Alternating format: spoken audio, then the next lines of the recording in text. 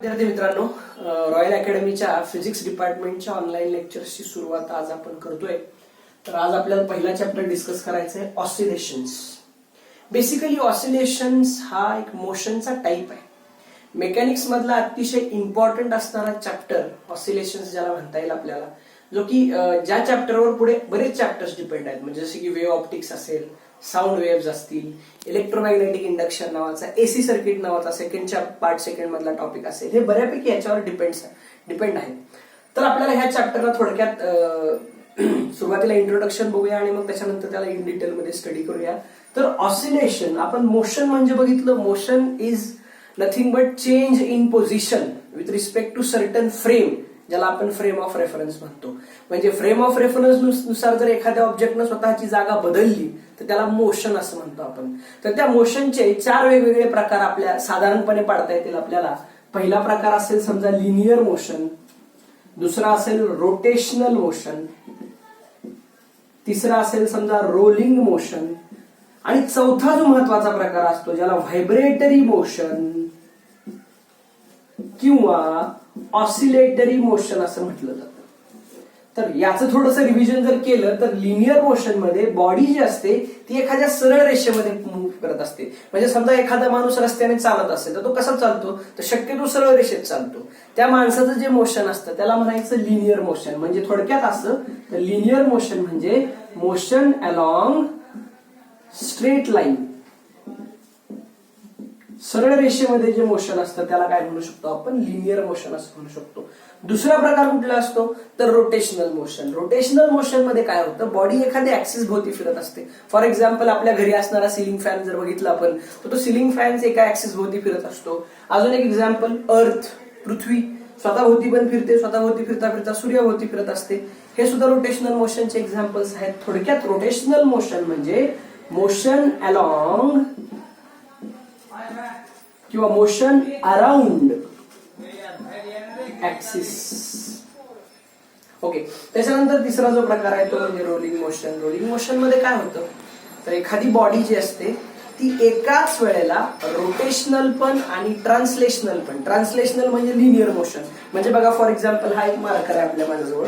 आता हा मार्कर बघा, या मार्करला जर मी असं मूव्ह केलं तर हा मार्कर असा स्वतःभोवती पण फिरतोय, ऍट द सेम टाइम सरळ पण जातोय. गाडीचं टायर बघा, गाडीचं टायर स्वतःभोवती पण फिरत असतं आणि ते सरळ पण जात असतं. ते जे प्रकारचं मोशन असतं त्याला आपण काय म्हणूया, रोलिंग मोशन. थोडक्यात rolling motion is a combination of rotational and linear motion. तर हे थोडक्यात आपल्याला बघायची गरज आहे. सगळ्यात महत्वाचं म्हणजे ऑसिलेटरी मोशन. ऑसिलेटरी मोशनचे आपल्या डे टू डे लाईफ मधले जर काही एक्झाम्पल्स बघायचे म्हणले तर स्विंग म्हणजे झोका. थोडक्यात झोक्यावर प्रत्येक जण बसलेला असतो. झोका कसा असतो, एक मीन पोझिशन असते, तिथून पुढे जातो, पाठीमागे येतो, परत पाठीमागे येतो, पुढे जातो. म्हणजे मीन 2 पोझिशन्स असतात ऑसिलेटरी मोशन मध्ये. जिथून मोशन सुरू होत असते ती मीन पोझिशन, आणि दुसरा जो एंड असतो तो एक्स्ट्रीम पोझिशन. म्हणजे बॉडी काय करत असते बघा, ही मीन पोझिशन, मीनवरून एक्स्ट्रीमला जाणार, परत मीनला येणार, परत एक्स्ट्रीमला जाणार, परत मीनला येणार. म्हणजे या 2 पोझिशनच्या भोवती बॉडी परत परत परत परत रिपिटेटिव्ह मोशन करत असते. झोक्याचं एक्झाम्पल बघितलं आपण, पुढे गेला पाठीमागे आला, पुढे गेला पाठीमागे आला. हे कशाचं एक्झाम्पल आहे, ऑसिलेटरी मोशनचं किंवा व्हायब्रेटरी मोशनचं. अजून एखादं एक्झाम्पल, घड्याळाचा दोलक बघितला आपण, ज्याला पेंड्युलम म्हणतो. तो पेंड्युलम कसा असतो बघा, तो पेंड्युलम अशा प्रकारे मूव्ह करत असतो, ही मीन पोझिशन असते अशा प्रकारे. हे जे मोशन असतं पेंड्युलमचं ते सुद्धा कुठलं मोशन आहे, ऑसिलेटरी मोशन. थोडक्यात असं, ऑसिलेटरी मोशन म्हणजे काय, जेव्हा एखादा ऑब्जेक्ट कुठे आहे,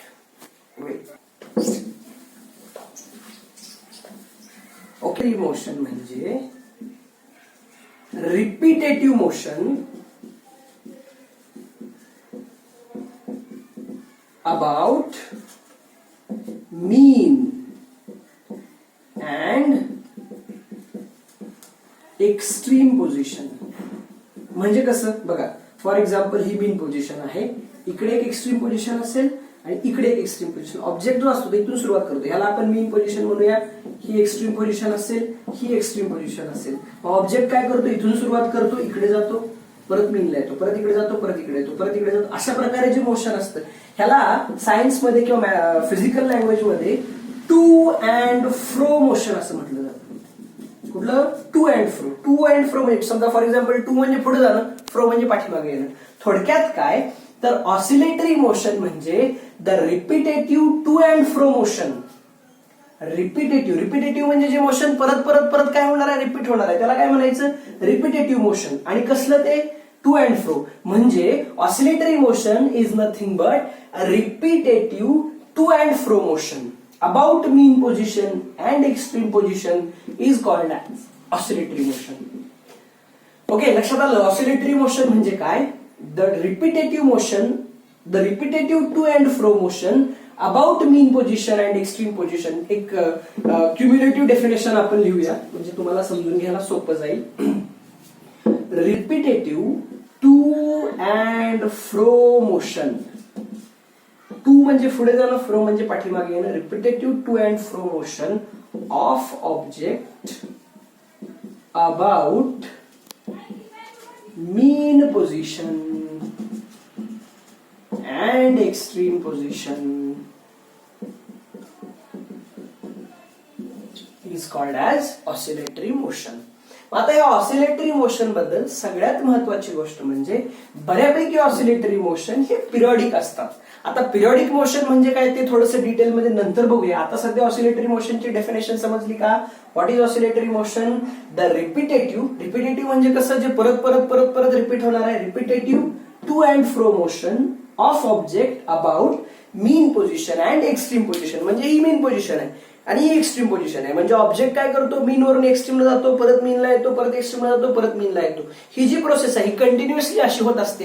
असं जे टू अँड फ्रो मोशन आहे किंवा असं जे रिपिटेटिव्ह मोशन आहे याच मोशनला ऑसिलेटरी मोशन असं म्हटलं जातं. ओके, मग आता मगाशी एक महत्वाचा संदर्भ आलेला पिरियडिक मोशनचा. ऑसिलेटरी मोशनची डेफिनेशन समजल्यानंतर या दोघांचा संबंध आपल्याला लावायचा आहे पुढे. ऑसिलेटरी मोशन आणि पिरियडिक मोशन दोघांमध्ये काय नक्की रिलेशन आहे ते आपल्याला बघायचं आहे. पण पहिल्यांदा आपण पिरियडिक मोशन म्हणजे काय समजून घेऊया. पिरियडिक मोशन बघा, पिरियडिक मोशन सुद्धा पहिली गोष्ट रिपिटेटिव्ह असतं म्हणजे ते परत परत परत परत काय होतं, रिपीट होतं. पिरियडिक मोशन म्हणजे आपण ह्याच्यापूर्वी पण शिकलोय, the motion that repeat itself after certain intervals of time और after equal intervals of time. म्हणजे एक ठराविक टाइम इंटरव्हल असतो, ह्या टाइम इंटरव्हल मध्ये ते मोशन स्वतःला परत परत परत परत काय करतं, रिपीट करतं. The repetitive motion after equal intervals of time is what we called as periodic motion. जे मोशन स्वतःला परत परत परत परत परत परत सर्टन ठराविक इंटरवल नंतर रिपीट करतं त्या मोशनला काय म्हणू शकतो आपण, पिरियडिक मोशन. आता पिरियडिक मोशनचे एक्झाम्पल बघा, आपण म्हणतो पृथ्वी सूर्याभोवती फिरते. पृथ्वीला सूर्याभोवती एक प्रदक्षिणा घालण्यासाठी, वन रिव्होल्यूशन कंप्लीट करण्यासाठी किती वेळ लागतो, तर साधारण 365 दिवस. हा टाइम फिक्स आहे. बघा असं कधी होतं का, एक वर्षाचा कालावधी किती असतो, 365 वर्ष. म्हणजे या वेळेला 365 आणि पुढच्या वेळेला 370, त्याच्या पुढच्या वेळेला 372. हा आता ठीक आहे, कोरोनामुळे आता सध्याचे दिवस जरा वाईट आहेत, पण किती जरी दिवस वाईट असले तरी पण एक वर्ष हे 365 दिवसाचंच असणार. म्हणजे त्याचं कारण काय, कारण पृथ्वीला एक प्रदक्षिणा पूर्ण करण्यासाठी 365 दिवस लागतात. म्हणजे पृथ्वी स्वतःचं मोशन 365 डेज नंतर काय करते, रिपीट करते. म्हणून त्याला पिरियडिक मोशन असं म्हणतात. अजून एखादं एक्झाम्पल जर बघितलं तर घड्याळाचं आपण मिनिट हँड घ्या, आवर हँड घ्या, सेकंड हँड घ्या. आता मिनिट हँडला एक पूर्ण प्रदक्षिणा पूर्ण करायची म्हणजे 12 पासून सुरुवात करायचं आणि परत फिरून 12 वर येण्यासाठी किती वेळ लागतो, तर 12 तास लागतात. बरं, हे एका वेळेला 12 तास लागतात. म्हणजे एकदा 12 तास लागले आणि पुढच्या वेळेला 11 लागले. असं होतं का कधी, म्हणजे 12 वाजून 15 मिनिटानंतर पूर्ण कंप्लीट झालं, असं कधीच होत नाही. हा जर होत असेल तर मग घड्याळ दुरुस्त करून ना, भंगारात टाका, घड्याळ बिघडलेली आहे. पण चांगली घड्याळ जर असेल तर शक्यतो असं होत नाही. थोडक्यात असं मिनिट हँड असेल, आवर हँड असेल, सेकंड हँड असेल, कुठलाही तुम्ही जरी घड्याळाचा कुठलाही हँड, कुठलाही क्लॉकचा हँड बघितला तर तो स्वतःच रिपीट मोशन काय करतो, इक्वल इंटरव्हल्स नंतर परत परत परत परत रिपीट करतो. ते जे मोशन आहे ते पिरियडिक मोशन आहे. असे बरेचसे एक्झाम्पल्स आहेत. आपण युसीएम बघितलं, युनिफॉर्म सर्क्युलर मोशन, त्याची डेफिनेशनच मुळात युसीएमची, त्याचा पिरियड कॉन्स्टंट आहे म्हणजे पिरियडिक मोशन आहे. तर युसीएम पण डिटेलमध्ये बघितलेला आहे. तर ऑसिलेटरी मोशनचा आणि पिरियडिक मोशनचा संबंध काय असतो, तर बऱ्यापैकी सगळे ऑसिलेटरी मोशन पिरियडिक असतात. बघा स्टेटमेंट लक्ष देऊन ऐका, सगळे ऑसिलेटरी मोशन पिरियॉडिक असतात, पण सगळे पिरियॉडिक मोशन ऑसिलेटरी नसतात. कसं काय? आता पिरियॉडिक मोशनचं एक्झाम्पल काय बघितलं आपण? पृथ्वीची प्रदक्षिणा. आता पृथ्वी सूर्याभोवती कशी फिरते? तर इलिप्टिकल ऑर्बिटमध्ये फिरते. एक जर म्हणला सर चंद्र पृथ्वी भोवती फिरतो, कसा फिरतो? सर्क्युलर ऑर्बिटमध्ये फिरतो. आता सर्क्युलर ऑर्बिट जे आहे हे मोशन ऑसिलेटरी आहे का? ऑसिलेटरी कुठलं असतं? To and fro, to and fro, पुढे जाणे पाठीमागे येणे, पुढे जाणे पाठीमागे येणे, हे एवढंच मोशन कुठलं आहे? ऑसिलेटरी. आता जेव्हा चंद्र पृथ्वी भोवती फिरतोय, एक प्रदक्षिणा घालण्यासाठी त्याला साधारण 27.3 दिवस लागतात, 27.3 डेज लागतात, बरोबर आहे. आणि हा पिरियड कॉन्स्टंट आहे, हे पिरियडिक आहे. पण ऑसिलेटरी आहे का? तर नाही. याचा अर्थ असा, प्रत्येक ऑसिलेटरी मोशन पिरियडिक असतं. त्याला पण कंडिशन आहे, कुठली ती नंतर बघू. प्रत्येक ऑसिलेटरी मोशन हे पिरियडिक असतं, पण प्रत्येक पिरियडिक मोशन ऑसिलेटरी असेलच असं नाही. ओके, सो हे 2 पॉइंट कळले, ऑसिलेटरी मोशन आणि पिरियडिक मोशन.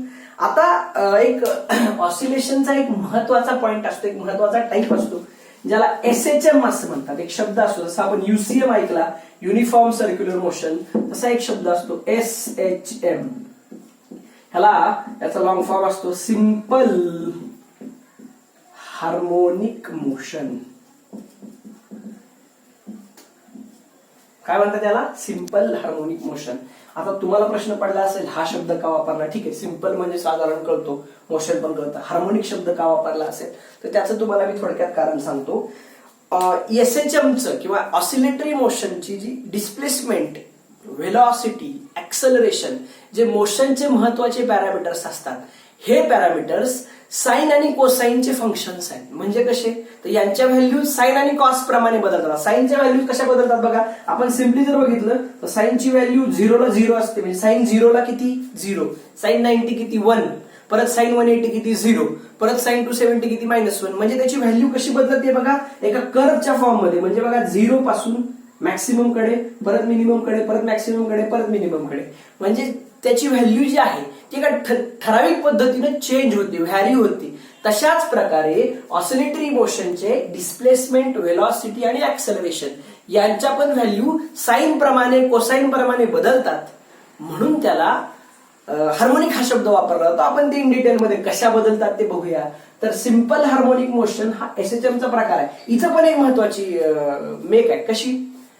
तर सगळे एसएचएम्स ऑसिलेटरी आहेत, सगळे एसएचएम ऑसिलेटरी आहेत, पण सगळे ऑसिलेटरी एसएचएम नाहीत. याचं कारण काय? तर एसएचएम मध्ये जी अँप्लिट्यूड असते मोशनची. आता अँप्लिट्यूड म्हणजे काय समजून घ्या. पहिल्यांदा थोडे पॅरामीटर समजून घेऊ, मग एसएचएम बद्दल डिस्कस करू. बघा, मी काय सांगितलं, ऑसिलेटरी मोशन मध्ये 2 पोझिशन्स असतात. ही मधली पोझिशन, ओके, मेन पोझिशन, इकडची एक्स्ट्रीम पोझिशन, इकडची एक्स्ट्रीम पोझिशन. ओके, ह्या 2 एक्स्ट्रीम पोझिशन मधलं जे डिस्टन्स असतं, हे या डिस्टन्सला त्या ऑसिलेटरी मोशनची पाथ लेंथ असं म्हणतात. काय म्हणतात? Path length. What is path length? It is the distance between 2 extreme positions. म्हणजे इकडची एक्स्ट्रीम पोझिशन आणि इकडची एक्स्ट्रीम पोझिशन, त्याच्यामध्ये ऑब्जेक्ट तुमचा ऑसिलेटरी मोशन परफॉर्म करणार आहे, त्याच्यातलं जे डिस्टन्स असतं त्या डिस्टन्सला काय म्हटलं जातं? Path length. आणि मीन पोझिशन आणि एक्स्ट्रीम पोझिशन यांच्यातले हे जे डिस्टन्स आहे, distance between mean position and extreme position is called as amplitude. कुठला शब्द वापरला? अँप्लिट्यूड. काय amplitude? Amplitude is the distance between mean position and extreme position. Mean position आणि एक्स्ट्रीम पोझिशन यांच्यातलं जे डिस्टन्स असतं त्या डिस्टन्सला म्हणायचं अँप्लिट्यूड. आता याच अँप्लिट्यूड वरून आपण ठरवणार आहोत की ऑसिलेटरी मोशन एसएचएम आहे की नाही. म्हणजे थोडक्यात एसएचएम ही ऑसिलेटरी मोशनची स्पेशल केस आहे. मी काय सांगितलं मगाशी, सगळे ऑसिलेटरी मोशन एसएचएम असतीलच असं नाही, पण सगळे एसएचएम ऑसिलेटरी मात्र नक्कीच आहेत. ते कसं काय ते बघूया. बघा, एसएचएम मध्ये काय होतं, जेव्हा पार्टिकल ऑसिलेटरी मोशन परफॉर्म करत असतो तेव्हा त्याची जी अँप्लिट्यूड आहे ती कॉन्स्टंट राहते, ती बदलत नाही. त्याची व्हॅल्यू कमी पण होत नाही, जास्त पण होत नाही. प्रत्येक व्हायब्रेशनला ती, प्रत्येक रिव्होल्युशनला ती तेवढीच असते. फॉर एक्झाम्पल, जर समजा तुम्ही झोक्यावर बसलाय, झोक्यावर बसल्यानंतर काय होतं, एखाद्यानं मागणं समजा तुम्हाला ओढलं, सोड, काय होतं? असं होतं का? उलट होतं का? नाही. तर आपण पुढे जातो पाठी. तुम्ही कंटिन्युअसली तो झोका जर बघितला, तो कंटिन्युअसली तसा व्हायब्रेट करतो का? नाही. थोडा वेळ चालतो आणि मग बंद होतो. इथं काय झालं? अँप्लिट्यूड काय झाली बघा. पहिली तुमची एक्स्ट्रीम पोझिशन पहिल्या व्हायब्रेशनची आणि दुसऱ्या व्हायब्रेशनची एक्स्ट्रीम पोझिशन सेम असणार नाही. पहिली एक्स्ट्रीम पोझिशन थोडी लांब आहे, मग हळूहळू एक्स्ट्रीम पॉईंटची पोझिशन काय होत जाणार, कमी होत जाणार. म्हणजे मीन आणि एक्स्ट्रीम मधलं डिस्टन्स हळूहळू काय होत गेलं, कमी होत गेलं. म्हणजे काय कमी झाली, अँप्लिट्यूड.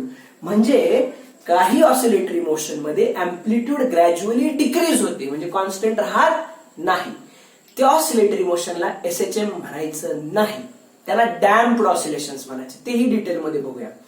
पण काही ऑसिलेटरी मोशन मध्ये जे अँप्लिट्यूड आहे किंवा मीन आणि एक्स्ट्रीम मधलं जे डिस्टन्स आहे ते प्रत्येक वेळेला तेवढंच राहतं, कॉन्स्टंट राहतं, बदलत नाही. म्हणजे थोडक्यात असं, एसएचएम असण्यासाठी ऑसिलेटरी मोशनच पाहिजे, पण असं ऑसिलेटरी मोशन पाहिजे ज्याची अँप्लिट्यूड कशी पाहिजे, कॉन्स्टंट पाहिजे. थोडक्यात एसएचएम काय, एसएचएम तर एसएचएम हे कसलं मोशन आहे, ऑसिलेटरी मोशन आहे, ज्याच्यामध्ये अँप्लिट्यूड कशी राहते, कॉन्स्टंट, बदलत नाही. मग जर डेफिनेशन बघितली आपण एसएचएम ची, जर प्रॉपर डेफिनेशन लिहायची म्हटलं तर SHM is a oscillatory motion, oscillatory periodic motion. आता पिरियॉडिक तर शब्द येणारच, कारण बऱ्यापैकी सगळे ऑसिलेटरी कसे आहेत, पिरियॉडिक आहेत. तर ऍड करूया एखादा शब्द, जरा मोठी डेफिनेशन वाटेल समजायला, थोडीशी सोपीच आहे, पण जरा थोडस मोठी असली म्हणजे इम्प्रेशन पडतं. Oscillatory periodic motion with constant amplitude. काय म्हणायचं बघा, सोपी डेफिनेशन सांगितली एकदम, नाहीतर तशी भरी लांबच डेफिनेशन आहे, ती एखादा मग पाठ बी व्हायची नाही, सांगत आपण यायची नाही. तरी सुद्धा मी शॉर्ट मध्ये तुम्हाला सांगितली. What is SHM? SHM is a oscillatory periodic motion with constant amplitude is called as SHM. SHM म्हणजे सिंपल हार्मोनिक मोशन. आता ह्या एसएचएमच्या काही प्रॉपर्टीज आहेत. एसएचएम नेमका काय असतो, कशा प्रकारे काय, तर ते मगाशी मी सांगितलं त्याचे अँप्लिट्यूड, डिस्प्लेसमेंट, साइन, कॉसच्या टर्म्स आहेत कशा, ते सगळं डिटेलमध्ये आपण पुढच्या सेशनमध्ये बघूया. आता हा व्हिडिओ जवळपास, आपण आजचं सेशन जवळपास संपवण्याच्या मार्गावर आहोत. तर संपवत असताना सुरुवातीपासून काय बघितलं ते थोडक्यात रिवाइज करूया. आपण चॅप्टर स्टार्ट केला ऑसिलेशन. ऑसिलेशन बद्दल काय सांगितलं मी, तर तो मोशनचा एक प्रकार आहे. त्या प्रकारामध्ये बॉडी दोन पोझिशन भोवती रिपिटेटिव्ह मोशन करत असते. कुठल्या दोन पोझिशन, तर एक मीन पोझिशन आणि एक्स्ट्रीम पोझिशन. थोडक्यात असं, मीन आणि एक्स्ट्रीम भोवती बॉडी अशी रिपिटेटिव्ह मोशन करत असते. त्या रिपिटेटिव्ह मोशनला ऑसिलेशन म्हणायचं. एक्झाम्पल काय बघितले आपण, झोका, स्विंग.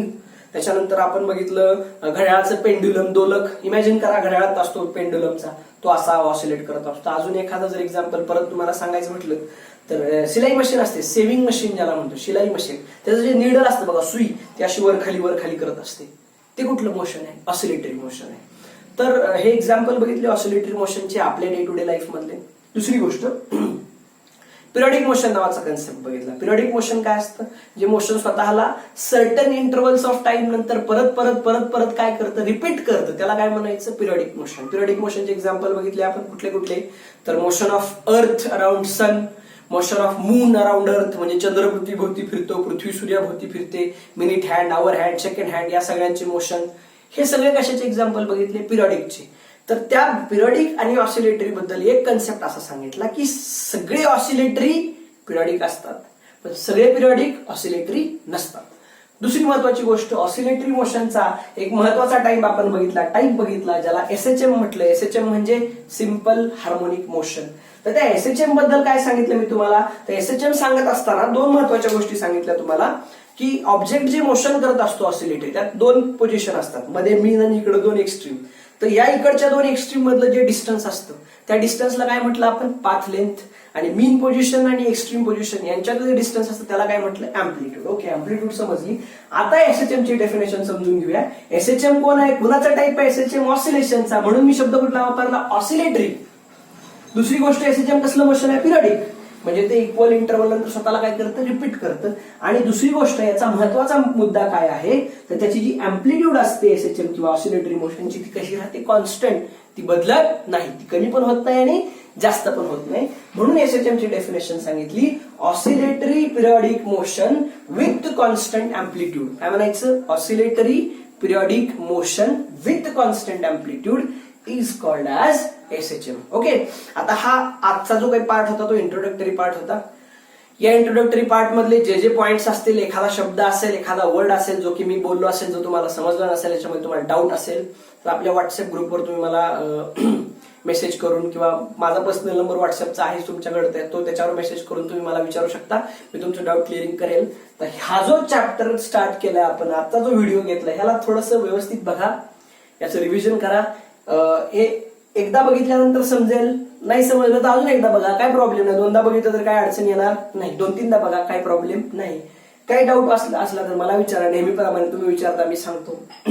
आणि याचा जो पुढचा पार्ट आहे, पुढचं जे लेक्चर असेल, पुढचं सेशन असेल, ते आपण उद्या बघूया नेहमीप्रमाणे. जय हिंद, जय महाराष्ट्र.